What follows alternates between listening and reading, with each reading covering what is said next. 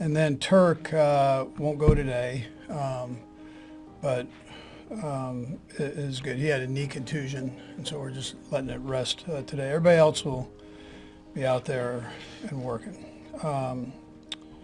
Again, we look forward to the challenge of playing Denver. We know they're a good football team. They're very well coached in all the phases. Joe does a good job with the offense along with Sean and Vance on defense. Been a head coach. He's a great football coach and has a tremendous scheme there. And then Ben works with the special teams and does a nice job there. So and they've got good players. And they're, like I said, they're playing well. They're executing well in all three phases. So, anyways, with that, time's yours. And Patrick, is there any expectation as far as just managing that ankle that he would need to back off of him a little bit this week? Yeah, he won't have to back off, but he manages it. He stays on top of that. So, yeah. Andy, I can't remember if you got asked this after the game or not, cleaning up a couple of details. Kingsley played a couple snaps on the first drive. What was happening on that? Yeah, so our called player was 64.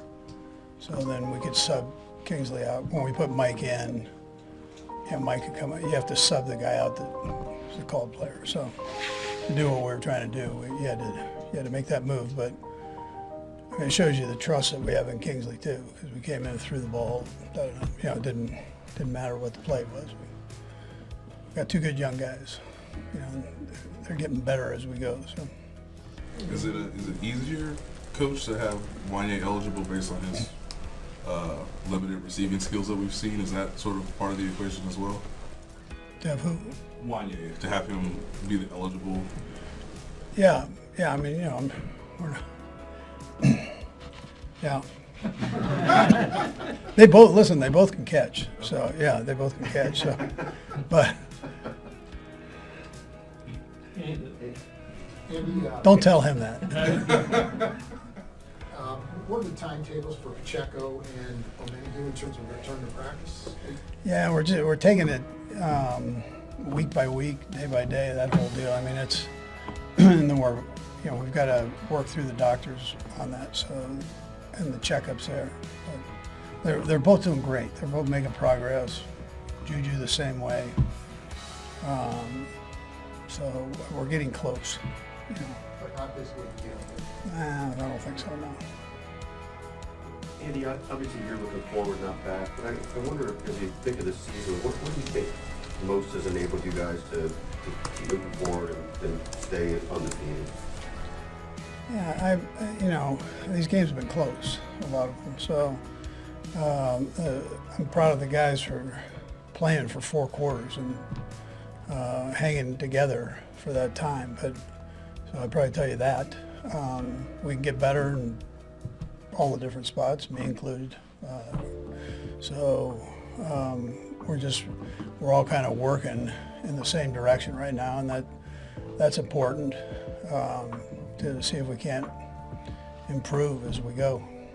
Has it seemed to you it's been a variety of different ways, finding ways to win? I don't know if more so in the past or not, but does that seem like that to you? Yeah, different things have shown up at important times. I'd tell you, yes. And guys have stepped up, and really all 3 phases have been involved with that. So I'd tell you yes. I mean, maybe one of those things, at least on the offensive side, is the success on third down the last few weeks. Is there some key ingredients to that? Yeah, first of all, Matt does a great job supplying the plays on that, and the guys buy in and believe in it. And you got an offensive line that's doing a nice job protecting, and a quarterback that's a real good player. And then the receivers and Kelce have and Noah have done a great job with their execution there. So and staying alive. So if there was a breakdown here or there, they did a great job in coverage. The guys stay alive and are able to get themselves open. But it starts with Matt and what he's put together for them. Andy, you mentioned the interior line. Those guys have had good years in the past. What stands out about those 3? You know, they're all best buddies. I mean, they're always together, and they're good players. They're good players, and they work at it.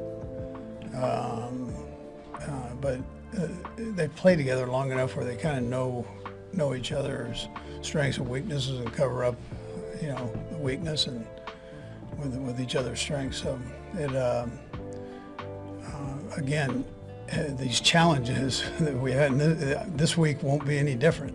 I mean, their inside guys are great, so it'll be another big challenge for those inside three to execute, and just like last week was. I mean, it was a big challenge. So it's but they're good friends. They spend a lot of time together. They study.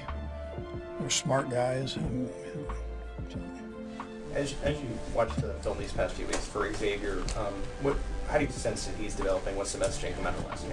Yeah, he's doing a good job. You know, he just had that like of stepping out of bounds there. I mean, but what a great route. That was an adjustment he made to even put himself in that position off of the route. And you know, but he's doing a good job. He didn't have his number dialed up as much as he did the weeks in the past. I mean, most of the stuff ended up going to Kelce and 8. So that, but there'll be weeks like, you know, that his number's called up. That just is how it goes in these games. You know. And if it's not gets away, any sort of scheme thing, what adjustment did he make? Yeah, so they clouded that side, and he adjusted back outside and was able to escape where you get yourself forced wide. He was able to keep himself inbounds and escape that corner, not force him wider than the play normally brings you to. So, but I thought he did a great job on that part. And then just, you know, he'll learn from that. Young guy, he'll learn from it. You know, you won't see him step out of bounds very often. I mean, that's not, you know, but it was good. It was good. He can take something positive out of it, and then he can take something he can learn from out of it too. Let's go Matt, Todd, and then Nate. Let's go Matt. So how much of DeAndre's early success has been just the way that he thinks about football and sees things about football maybe the same way that Patrick does? Yeah, I mean, they're both football guys, and I'm not sure they turned it off for a long period of time, if at all. He studies like crazy. I mean, we got him in a bunch of different spots. Excuse me. So just for him to be able to pick it up like he has and be able to get out of the huddle and get lined up has been a plus, and then know the routes that are coming to him. But he and Pat do a ton of talking, and you see this with good receivers, good quarterbacks. They've got a feel for one another in their games, and you say receivers are quarterback friendly. Well, some of it's just body language and seeing the same space together, and being able to work in that. For the past year, Taylor Swift and Travis Kelce have consistently shown up for each other in their high-profile lives, creating one of the most talked-about celebrity relationships today. Whether it's Swift cheering on Kelce from the sidelines of Kansas City Chiefs games or Kelce supporting her from the front rows of her Eras tour, the two have not shied away from the spotlight. Swift was recently seen at Arrowhead Stadium in Kansas City, watching Kelce play, while Kelce has made appearances at her concerts whenever his schedule allows. Last weekend, he was spotted at Swift's show in Indianapolis, days before the Chiefs face-off against the Tampa Bay Buccaneers, on this week's episode of the New Heights podcast, which he co-hosts with his brother Jason Kelce. Travis shared his regret about not being able to attend the final stretch of Swift's tour dates. "I wanted to see Tay one more time before this thing got closed up," he said, adding, "The American crowds, they did not disappoint. I heard it was a lot rowdier this time around, knowing she was coming back to America one last time before the tour was over with." Swift's historic Eras tour began in Glendale, Arizona, in March 2023 and is now nearing its end with just a handful of dates left. After wrapping up her U.S. tour dates, she'll finish